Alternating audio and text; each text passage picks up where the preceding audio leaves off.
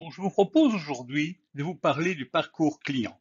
Nous verrons tout d'abord quels en sont les fondamentaux, ensuite les modifications qui sont apparues dans ce concept marketing, les différences qui existent entre le marketing traditionnel, numérique et omnicanal dans le cadre du parcours client, ensuite l'apport du marketing technologique, ce qu'on appelle le marketing 5.0 dans le parcours client et dans l'expérience client. Qu'est-ce que le parcours client? Le parcours client, c'est donc un parcours type suivi par un client dans sa relation et ses interactions avec une marque. Par exemple, dès le moment où il entend parler de la marque jusqu'au moment où il va acheter le produit, peut-être le recommander et faire appel à son service après-vente. En pratique, ce sont toutes les actions réalisées par un client dès l'apparition d'un besoin et donc pas uniquement au moment de l'achat. Au moment où le client conçoit ou croit percevoir un besoin jusqu'au moment où il va acheter le produit et assurer ce qu'on appelle le post-achat, c'est-à-dire la façon dont il utilise, le support auquel il va faire appel, les avis qu'il va demander ou formuler. Ce parcours client n'est pas réservé à un canal de communication, il est devenu omnicanal, c'est-à-dire qu'on va trouver à la fois des éléments en ligne et des éléments en dehors de la ligne. Il devient un parcours client global. Et donc les trois éléments fondamentaux, parcours multicanal, du besoin au post-achat, une relation client-marque importante. Le parcours client est différent selon le profil des consommateurs. Il existe différentes spécificités. Ainsi, on verra que chez les femmes, le parcours client est généralement itératif. Ça veut dire qu'il est fait d'aller et de retour. Il y a une propension importante à regarder, à comparer, à revenir vers l'intention d'achat. Chez les hommes, généralement, il est beaucoup plus court. Une deuxième spécificité qu'on va comprendre aujourd'hui, c'est que le parcours client varie selon la communauté de référence du consommateur. Ainsi, les communautés vont avoir le pouvoir de rejeter des interventions faites par une marque sans autorisation. Il sera donc nécessaire pour toute marque d'avoir l'autorisation d'une communauté de consommateurs pour pouvoir interagir avec elle. Au niveau du marketing traditionnel, on va chercher à connaître le produit et attiser l'intérêt du consommateur. Par contre, au niveau du numérique, on va surtout, lors de ce parcours client, insister au passage à l'acte. Ainsi, à chaque moment de la relation client, on va proposer au client de réagir. Par exemple, en appelant un numéro d'un call center, par exemple, en cliquant sur un bouton, en confirmant un achat, en dialoguant avec un chatbot. Le but est aussi que le consommateur puisse plaider en faveur de la marque, qu'il devienne ambassadeur de la marque. Tout ça peut se résumer à trois éléments importants dans ce parcours client. Il faut une autorisation de la communauté au préalable. Attention que les besoins et les objectifs sont différents entre le marketing traditionnel et numérique. Et puis surtout, il y a des spécificités en fonction du genre. Regardons tout d'abord les modifications du parcours client. À l'époque de la préconnectivité, il y avait quatre étapes. La prise de conscience, aware, l'attitude, attitude, l'achat, act, et puis le rachat, act again. À l'ère de la connectivité, on voit apparaître la prise de conscience, qui était déjà là, l'intérêt apprécié, nouveau, le questionnement nouveau, l'action, qui était déjà là en troisième position, qui maintenant passe en quatrième position, et puis le rachat qui s'est transformé en recommandé. Que s'est-il passé? Première modification importante, l'appréciation, donc l'attitude, s'est transformée à l'ère numérique. Qu'est-ce qui s'est passé? À l'époque de la préconnectivité, un consommateur choisit sa propre attitude envers une marque. À l'ère de la connectivité, il est influencé par la communauté dans laquelle le client évolue. Et c'est donc cette communauté qui va lui permettre d'apprécier et lui permettre de l'interroger, de questionner pour avoir de l'information. Deuxième modification importante, c'est qu'à l'ère de la préconnectivité, la fidélité se traduit souvent par la fidélisation et le rachat. À l'ère de la connectivité, c'est plutôt la volonté de défendre la marque. Ensuite, une troisième mutation apparaît. Lorsqu'il s'agit de comprendre les marques, les clients peu connectés participent à des échanges, questions-réponses, et la tournure que prend l'échange renforce ou amenuise l'attrait initial pour la marque.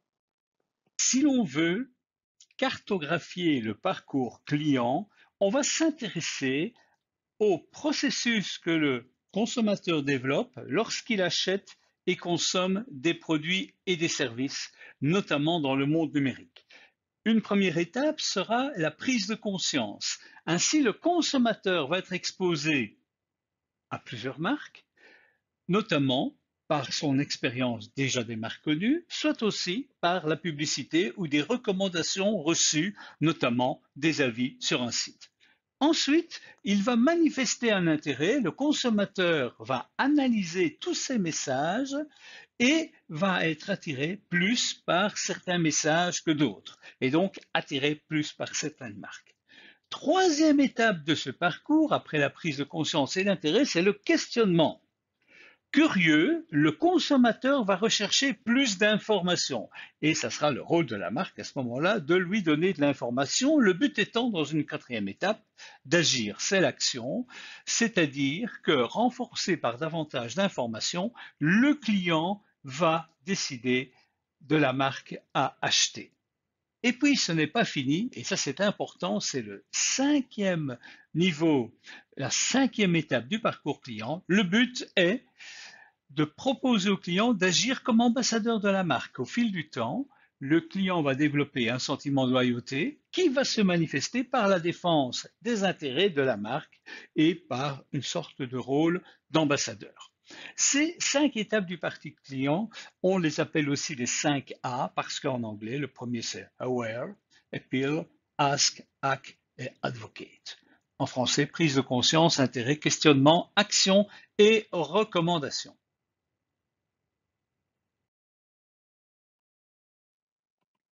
Le parcours client, donc les 5 A, évolue fortement.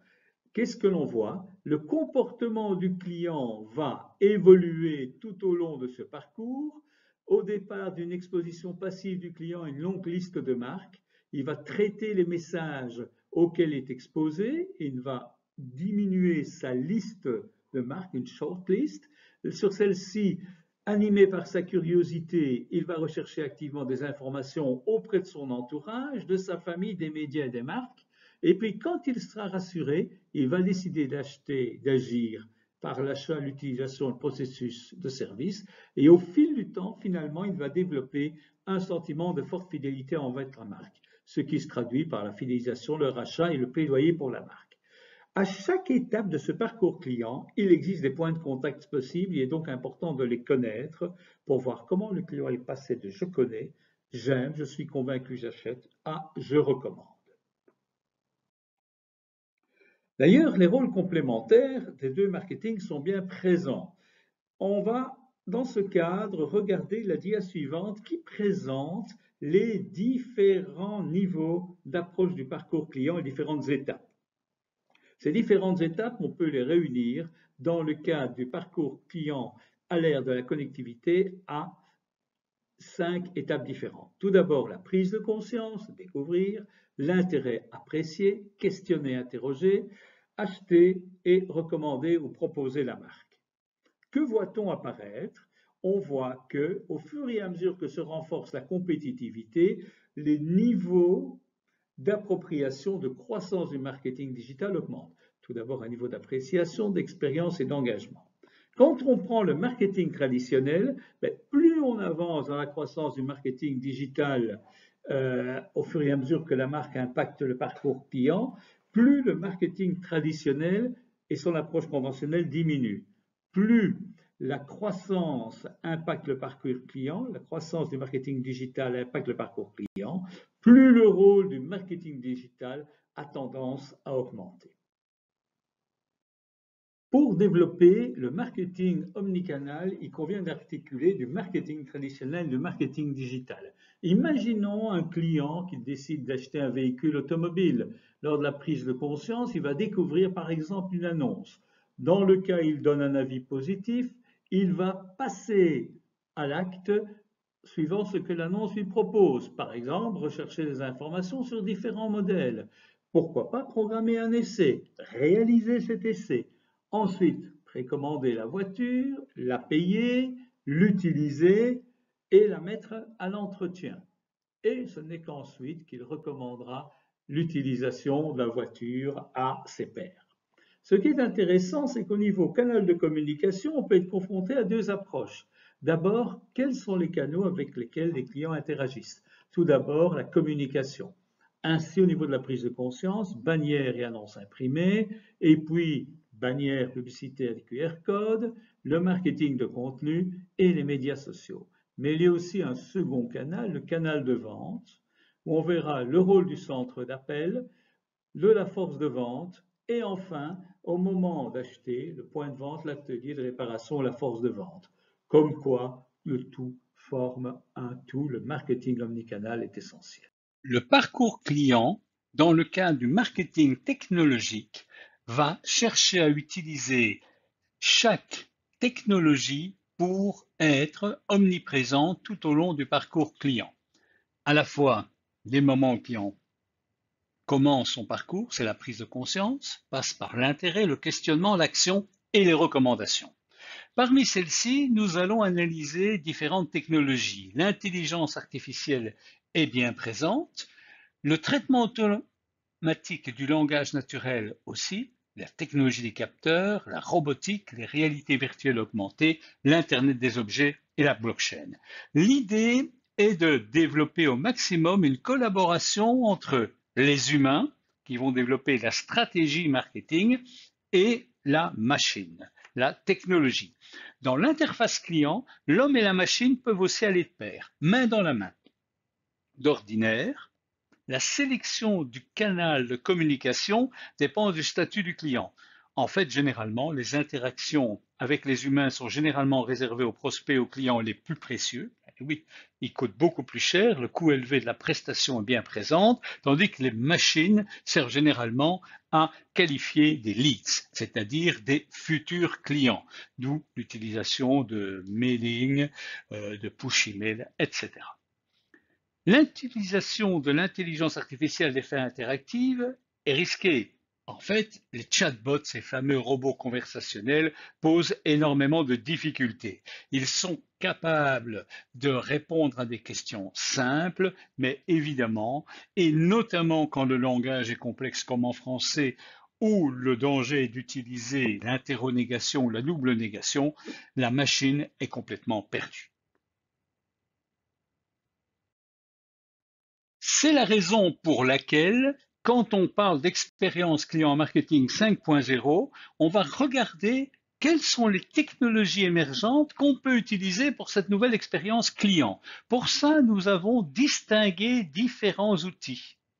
Alors, ce marketing technologique, on peut distinguer 7 pratiques d'utilisation courantes. La première, c'est la publicité.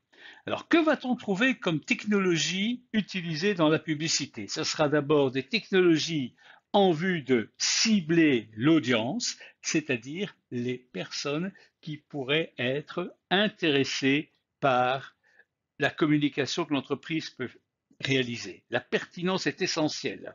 Le plus courant d'utilisation, c'est le ciblage de l'audience pour optimiser l'efficacité en trouvant le bon segment.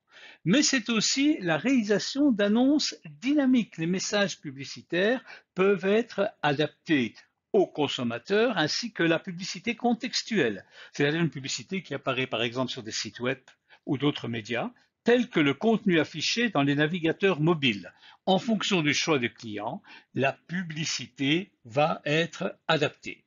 On peut aussi coordonner les achats de médias en réalisant ce qu'on appelle des achats programmatiques, c'est-à-dire l'achat automatisé d'espaces publicitaires en ligne comme les bannières, qui durent que quelques millisecondes, ou des méthodes beaucoup plus développées. on peut tout aussi développer la publicité contextuelle. En fonction du contexte dans lequel le client se trouve, la publicité peut varier. Ainsi, au moment de l'achat, on peut lui proposer, par exemple, une publicité qui propose d'autres produits que les consommateurs ont achetés. Deuxième grande famille de pratiques d'utilisation courante des technologies en marketing 5.0, c'est le marketing de contenu. Alors, le marketing de contenu, l'idée reste de développer une pratique commerciale qui consiste à publier par la marque un contenu aux thématiques informatiques, ludiques, utiles, qui peuvent prendre différentes formes. Ça peut être des news, ça peut être des vidéos, des reportages, des livres blancs, des livres digitaux, des bonnes pratiques, toute une série d'éléments qui donnent envie d'avoir des informations. Ça peut même aller jusqu'à ce qu'on appelle un forum de questions-réponses, les fameux FAQ, des photos ou des blocs d'entreprise. Le but, ce sera bien sûr de cibler l'audience, aussi de renforcer le parcours client, de personnaliser l'approche et d'optimiser le contenu en fonction du consommateur qui s'est adressé à la marque. Nous avons ensuite une autre pratique d'utilisation, c'est ce qu'on appelle le marketing direct. Alors le marketing direct va avoir pour objectif de recommander la marque, vers de personnaliser le message en fonction des attentes du consommateur, d'automatiser le contact avec le consommateur et surtout de pouvoir prévoir l'évolution de sa relation. Nous aurons aussi la gestion de la relation client. Élément important, dans le département des ventes, les technologies d'automatisation peuvent apporter d'importantes économies de coûts et faciliter l'évolutivité. Alors, on va retrouver là-dedans, par exemple, l'utilisation de robots conversationnels, ce qu'on appelle les chatbots, la gestion de comptes, plus ou moins automatisés, et puis de nouveau, l'objectif, c'est de prévoir. La difficulté, c'est que quand on fait une prévision de relation client, on fait confiance à l'intuition des vendeurs. Mais chaque vendeur développe une qualité d'intuition différente, ce qui rend la prévision globale erronée. D'où l'intérêt d'avoir une analyse prédictive de ce que le consommateur va faire. Pratique complémentaire, c'est d'utiliser le bon canal de distribution. Le plus populaire, après la pandémie du Covid, est celui des interactions de première ligne sans contact chez les détaillants. En fait, non seulement ça a permis une réduction des coûts, mais les interfaces en libre service et les robots de première ligne sont le plus souvent consacrés aux interactions simples, telles que transactions bancaires, une prise de commande de produits alimentaires, l'enregistrement dans les aéroports. Évidemment, c'est beaucoup plus complexe quand il s'agit de donner des conseils. On va retrouver là-dedans donc des systèmes de technologie comme les kiosques qui permettent directement aux consommateurs d'encoder par exemple une information, c'est le cas dans les aéroports où quelqu'un vient enregistrer son billet, ses bagages. Ça peut être des robots conversationnels ou pas, des drones qui peuvent orienter le consommateur, des paiements biométriques ou de l'Internet des objets, par exemple. Enfin, l'expérience virtuelle n'est pas non plus à oublier. Cette réalité virtuelle permet aux clients de parcourir, par exemple, un magasin de détail sans avoir à s'y rendre. Évidemment, tout cela n'aurait pas de sens en termes de pratique si l'on parlait pas des produits et services. C'est une pratique d'utilisation qu'il convient d'utiliser de manière intensive. Alors ces produits et services, de quoi s'agit-il? On peut personnaliser le produit et le service, on peut avoir une tarification adaptée aux besoins du client et en fonction de sa stratégie. Par exemple, vous avez un site de vente à distance, mais si vous êtes un client fidèle, vous ne payez plus les frais d'envoi ou vous bénéficiez d'une assurance en cas de destruction d'objets.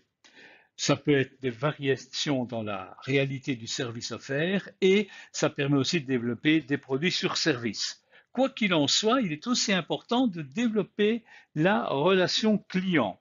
En fait, ce qu'on appelle le service CRM, c'est l'outil commercial qui gère les services après-vente ou le support requis par les clients.